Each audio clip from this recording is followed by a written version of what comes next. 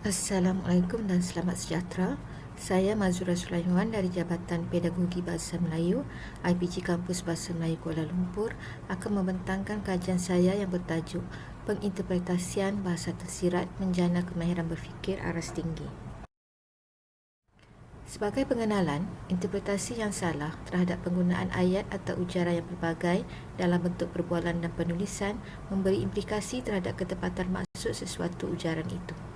Dalam Kamus Dewan edisi ketiga, bahasa tersirat bermaksud sebagai bahasa yang tersembunyi atau terkandung dalam sesuatu serta bersifat mendalam. Proses interpretasi bahasa tersirat melibatkan proses minda yang kompleks. Menyedari hakikat ini, Tenda 2009 telah menzahirkan teori hybrid melalui kajian yang bertajuk A Hybrid Theory of Metaphors, Relevance Theory and Cognitive Linguistics. Metodologi. Kajian ini menggunakan kaedah rujukan kajian-kajian lalu tentang wujudnya isu berkaitan interpretasi bahasa tersirat. Pengkaji juga telah menggunakan kaedah tinjauan bagi membuktikan berlakunya interpretasi yang berbeza kepada ujaran tersirat yang digunakan, iaitu dari pagi sampai ke malam, tak habis-habis membuta lagi, daripada filem Nujum Pak Belalang 1959. Kelima-lima responden pernah menonton filem Nujum Pak Belalang diminta untuk memberi interpretasi makna kepada ujaran tersebut. Pengkaji juga telah menggunakan analisis berdasarkan teori hybrid dan model proses tiga serangkai bagi mendapatkan makna sebenar kepada ujaran yang digunakan ini. Teori hybrid adalah gabungan antara dua bidang, iaitu linguistik kognitif melalui pendekatan semantik kognitif dan bidang pragmatik melalui teori relevance. 4 konsep penting dalam teori hybrid ialah konsep leksikal, konsep ad hoc, slot kosong dan rantau konsepsi, seperti yang dipaparkan. Stover 2010 telah menambah baik teori hybrid dengan memperkenalkan model proses tiga serangkai. Proses tiga serangkai melibatkan tiga proses yang saling melengkapi, iaitu proses simulasi, proses meta-representasi dan proses pembuktian. Dapatan kajian. Kajian-kajian lalu tentang isu penginterpretasian bahasa tersirat. Penggunaan bahasa tersirat wujud dalam pelbagai bentuk, sama ada dalam bentuk leksikal, ungkapan seperti dalam bahasa kiasan, peribahasa, perumpamaan, bidalan dan lain-lain, maupun dalam bentuk wacana yang lengkap. Misalnya, dalam bentuk leksikal, terdapat konsep kata banyak makna atau polisemi. Sebagai contoh, kataan alamat mempunyai dua maksud yang berbeza mengikut konteks. Alamat yang merujuk kepada alamat rumah dan alamat merujuk kepada maksud tanda-tanda. Bagi melengkapkan makna sebenar alamat, memerlukan kebat ataupun kemahiran berfikir aras tinggi dengan merujuk pada konteks. Bahasa kiasan memang menjadi sebahagian daripada cara masyarakat Melayu lama berkomunikasi. Cara penyampaian cukup tersirat serta syarat dengan falsafah. Kajian oleh Nur Afiqah dan Nur Hashimah 2016 membuktikan simpulan bahasa muka masam, masam bagai nikah tak suka dan seperti limau masam sebelah mempunyai maksud kosakata masam bukanlah merujuk kepada diri rasa, sebaliknya membawa maksud tersirat, iaitu air muka yang menunjukkan perasaan tidak senang atau kecewa, berduka cita dan hukuman atau pertimbangan yang kurang adil, berat sebelah. Contohnya, ini menunjukkan penggunaan simpulan bahasa dan peribahasa dalam sulaman komunikasi memerlukan kognitif aras tinggi untuk kita memahaminya, menurut Nur Hashimah 2014. Contoh yang seterusnya ialah sebaris ayat daripada puisi Anak Pelacur 1983 yang ditulis oleh M. Latif Muhyiddin, iaitu Nasihnya dari Nanah-Nanah. Secara literal, dalam Kamus Dewan edisi keempat, halaman 1070 menjelaskan, nasi ialah beras yang telah ditanak atau dikukus. Dalam konteks budaya masyarakat Melayu, nasi ialah makanan ruji yang utama. Nanah pula merupakan cecair pekat berwarna putih kekuningan yang keluar daripada bisul atau luka yang terkena infeksi. Ayat di atas bukanlah mendukung maksud secara literal, sebaliknya membawa maksud yang tersirat, iaitu tentang makanan yang dimakan oleh golongan miskin adalah terdiri daripada makanan yang tidak elok, yang diibaratkan sebagai nanah. Nanah merupakan lambang kepada sesuatu yang kotor dan jijik yang sesuai dengan keadaan kemelaratan hidup golongan ini. Contoh ujaran implisit yang lain adalah seperti di bawah. Alan, are you going to pause party? Bab, I have to work. Berdasarkan Stanford Encyclopedia of Philosophy 2005.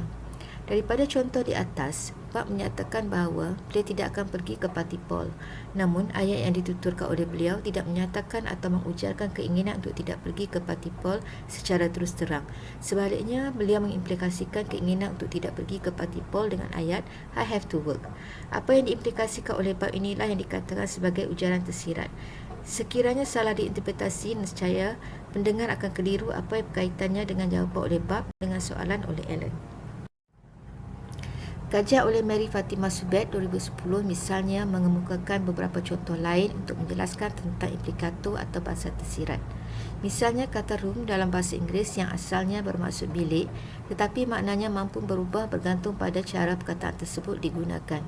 Contohnya ayat I need room for myself menunjukkan perkataan room tersebut bermaksud bersendirian.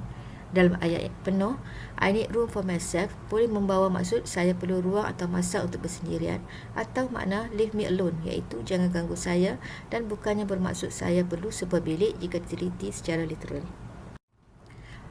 Contoh yang kedua ialah perkataan drink.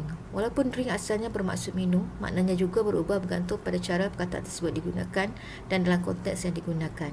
Dalam konteks budaya barat, ayat I need a drink menunjukkan perkataan drink bermaksud minum arak. Dalam ayat penuh, I need a drink boleh membawa maksud saya perlu minum arak dan bukan setakat bermaksud literal saya perlu minum. Kedua-dua maksud room dan drink yang dianalisis berdasarkan konteks penggunaan dan juga budaya menunjukkan perbezaan maknanya. Dalam hal ini menunjukkan bahawa setiap perkataan yang digunakan dalam bahasa harian tidak semestinya membawa maksud asalnya tetapi maksud yang lain bergantung pada penggunaannya. Menurut Mary Fatimah Subed dan Nur Hashimah Jalaluddin 2014. Kajian oleh Nur Hashimah Jalaluddin 2014 tentang pantun pula berpendapat makna pantun tidak dapat difahami secara harfiah kerana maknanya tersimpul secara tersirat. Sebagai contoh, lancang kuning berlayar malam, berlayar menuju ke lautan dalam. Kalau nakhoda kurang faham, alamat kapal akan tenggelam. Sumber Nur Hashimah Jalaluddin 2014.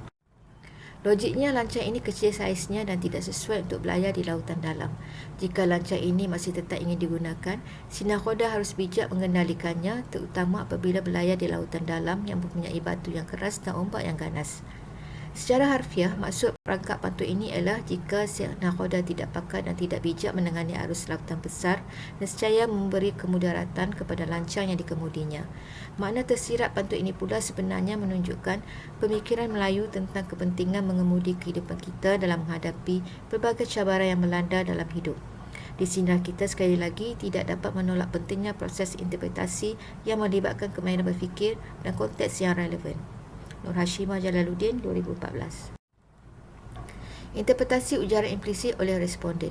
Ujaran yang dijadikan sumber data kajian ialah ujaran oleh belalang dalam minit ke-520 hingga 540 filem Nujum 4 Belalang, seperti yang dipaparkan. Jadual 1 menunjukkan interpretasi ujaran dari pagi sampai ke malam tak habis-habis membuta lagi oleh 5 orang responden. Dapatan daripada jadual 1 ini menunjukkan interpretasi yang berbeza antara kelima-lima responden kepada ujaran yang sama. Justru mana satukah interpretasi yang tepat kepada ujaran tersebut? Kelima-lima interpretasi ini ditandakan sebagai andaian selagi tidak diputuskan makna sebenarnya. Berdasarkan analisis teori hybrid, perkara pertama yang harus dilaksanakan ialah mengikutkan frasa atau leksikal yang aktif dalam ujaran untuk dijadikan rujukan kasar. Dalam ujaran ini, frasa dan leksikal yang aktif ialah dari pagi sampai ke malam, tak habis-habis dan membuta. Frasa 1 dan 2 dari pagi sampai ke malam lebih mengikut kepada konteks masa yang lama, iaitu bermula waktu pagi hingga ke waktu permulaan malam yang jika dihitung dari segi masa mampu mencapai lebih kurang 12 jam. Frasa 2 tak habis-habis pula merujuk kepada sesuatu yang tidak berkesudahan atau tiada tamatnya. Manakala leksikal membuta merupakan bahasa kiasan yang bermaksud tidur menurut Kamus Dewan edisi keempat. Andaian-andaian ini membantu mendapatkan interpretasi sebenar menepati makna penutur. Melalui adanya perluasan andaian dan kesimpulan kepada ujaran implisit, boleh dibina agar interpretasi yang tepat diperoleh. Daripada andaian-andaian tersebut, satu sahaja yang akan dipilih sebagai kesimpulan yang paling relevan. Berdasarkan analisis mendalam, andaian yang amat relevan ialah andaian 3. Andaian 1 dan 2 boleh diterima sebagai maklumat yang menyokong andaian 3 yang lebih menyeluruh. Lalang menyatakan 4 belalang pemalas adalah makna penutur. Autonomi konsepsi terhasil iaitu tabiat suka tidur dalam jangka masa yang panjang dan waktu siang melambangkan sikap malas, seperti analisis dalam model proses 3 serangkai. Rumusan daripada keseluruhan analisis ini ditunjukkan dalam rajah yang dipaparkan. Sebagai rumusan, sekiranya peringkat kognitif aras pengetahuan dan pemahaman sahaja yang digunakan, nescaya makna sebenar ujaran tersirat ini tidak dapat dijelmakan. Misalnya, leksis membuta hanya akan dapat ditafsirkan sebagai kecacatan penglihatan, tapi bukan tidur seperti yang diinterpretasi sebenarnya dalam ujaran ini. Justru memaknakan ujaran dari pagi sampai ke malam, tak habis-habis membuta lagi sebagai tidak dapat melihat dari pagi sampai ke malam. Itu juga makna sebenar, pak belalang seorang pemalas juga pastinya tidak dapat diperoleh tanpa aplikasi kemahiran berfikir aras tinggi, mengaplikasi, menganalisis dan menilai. Proses interpretasi bahasa tersirat bukanlah sesuatu yang mudah, tetapi rencam apabila perlu disesuaikan mengikut konteks dan kerelevanan yang memerlukan kemahiran kognitif yang tinggi. Berdasarkan sebab-sebab dan contoh-contoh yang dibincangkan dan yang diketengahkan, maka difikirkan satu model pengajaran interpretasi bahasa tersirat perlu dibina bagi menjelaskan peri pentingnya penginterpretasian yang tepat kepada ujaran tersirat yang termasuk dalam bahasa tersirat. Pentafsiran yang salah terhadap ujaran yang pelbagai bentuk dan ragam dalam perbualan dan penulisan akan memberikan implikasi terhadap ketepatan maksud, menurut Ashik Fauzi 2001. Guru-guru amnya dan guru-guru bahasa Melayu khususnya perlu menguasai pedagogi pengajaran bahasa tersirat ini kerana berkaitannya dengan komunikasi berkesan dan dari segi penyampaian ilmu dan pentafsiran ilmu ini amat signifikan. Sekian, terima kasih.